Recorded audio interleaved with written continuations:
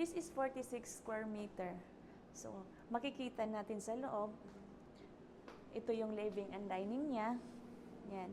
So, example, dito yung table nilalagay. So, makikita na natin kasi ito furnishing package na eh. So, nakabihis na siya, kumbaga. So, hindi po natin marireceive to itong mga furnitures and appliances.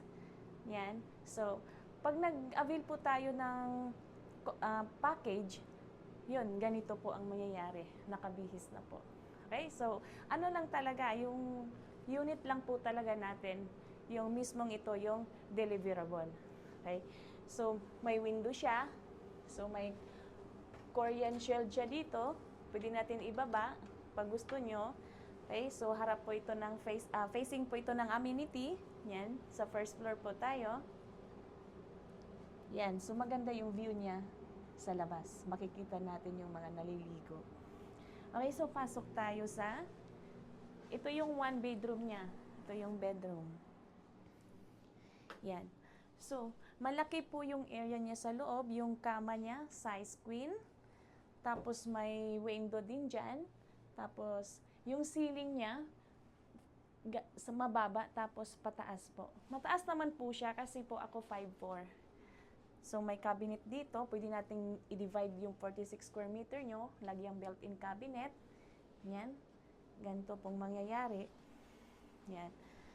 So, dito siya, naka-tiles na po siya. Ganto na po yung marireceive nyo na unit. Tapos, meron na po siya, naka-equip na po siya ng water sprinkler. Dito sa loob ng ano. Tapos, window type po yung air condition niya. Okay, so, puntahan natin yung mezzanine. So, akyat tayo dito sa upstairs tayo. So, yung bakal po niya sobrang laki, makapal. Yung, yan. Yan. So, ito po yung mezzanine niya because this is one bedroom mezzanine unit. Yan. So, meron pa rin kama dito na pwede nating lagyan ng bed. Dito. Right. So, makikita din natin yung, kasi facing amenity na tayo, yung window dyan, pwede natin buksan kung gusto niyo ng malamig o fresh air. Yan. So, naka-equip dito, as usual, smoke detector, at saka water sprinkler. So, dito, pwede nating malagyan ng sofa or gagawin yung office. No? So, pwede siya maging office or pwede siya lagyan ng bed. Kung marami kayo, so, yan. Dito po lalagay yung aircon niya. So, meron din dyan. So, tulad ng sinasabi ko, makikita natin yung view sa labas. Kasi, facing amenity po tayo. Yan.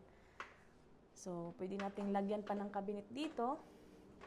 Yan. So, yung harang niya, wow. Ang kapal po ng bakal, very safety po talaga. Tapos dito, kung maglagay ng home decoration, dyan, chandelier. Yan. So, bababa po tayo. Ipapakita ko po sa inyo yung toilet and bath niya. Yes. So, ang ganda po ng one bedroom with mezzanine. Kasi, naka-divide po talaga. Kasi ito, 46 square meter. Magagamit po natin bawat gilid. Okay? So, this is toilet and bath. So, ito makikita nyo, para po siya sa generator. Yan. Ito yung toilet and bath niya. Ito po yung laboratory niya.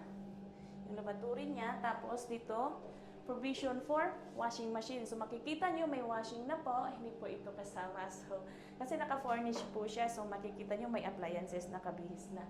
So, ito yung shower area niya. Yan. Maluwag. Yan. Hindi po kayo sa space kasi maluwag po siya at mataas po yung height ng shower. Kasi dito may provision na pong naka-ready for water heater. So, maganda po yung quality ng shower niya. Yan, may lagayan ng soap. Diyan. Okay. So, ito naman, papakita ko sa inyo yung kitchen. So, as usual, meron pong rain shoot. Sumisip-sip po ng usok para wala po tayong usok dito sa loob ng unit nyo. Okay, so dito yung textures, pusit, yan, stove top, kasama po ito. Marireceive po nyo ito. Dito, may cabinet sa baba. Hindi po natin mabuksan. Wala pa pong handle, so hindi pa po natin mabuksan. Yan. So, gantong-ganto po yung marireceive natin sa 1 bedroom with mezzanine 46 square meter. Okay? So, this is Charm Residences, Cainta. Dito po, di po natin problema kasi malapit po tayo sa Robinsons. Anong cut?